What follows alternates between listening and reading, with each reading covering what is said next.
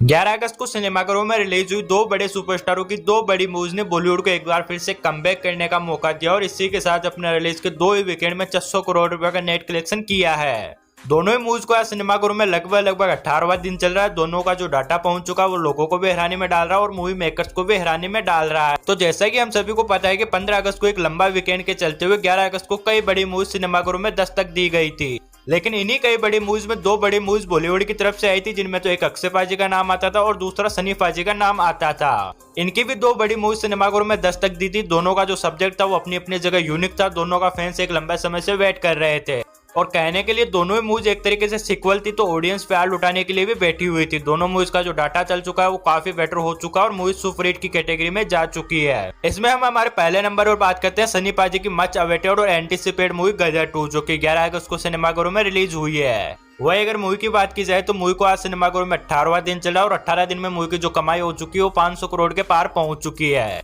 Fans ने movie को अपने आप पे एक्सेप्ट कर लिया है। मूवी के अंदर एक बार फिर से तारा सिंह उसी पुराने अवतार में नजर आया जो कि 2001 में नजर आया था। लोगों ने इस मूवी के लिए काफी लंबा समय वेट किया है, क्योंकि हर कोई चाहता था कि गदर 2 का सीक्वल आया और उसे फाइनली रिलीज किया जाता है और लोगों ने भरपूर प्यार लुटाया। मूवी ने अपने रिलीज के पहले वीकेंड में 250 करोड़ रुपए कलेक्शन कर लिया था। हालांकि जो मूवी का जो बजट था वो लो बजट था, सिर्फ 70 करोड़ में बनी थी।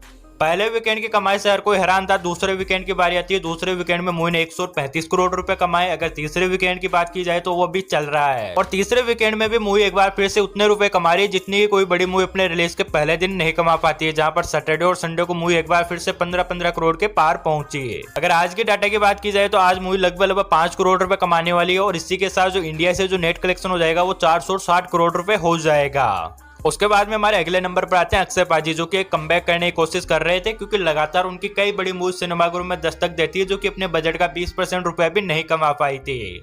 लेकिन इन्हीं फ्लॉप शो में एक बड़ी मूवी का नाम गूंज रहा था जिसका नाम था OMG 2, जो कि 2012 में रिलीज हुई OMG का ऑफिशियल सीक्वल होने वाली थी और जो मूवी की जो कहानी थी वो काफी यूनिक थी।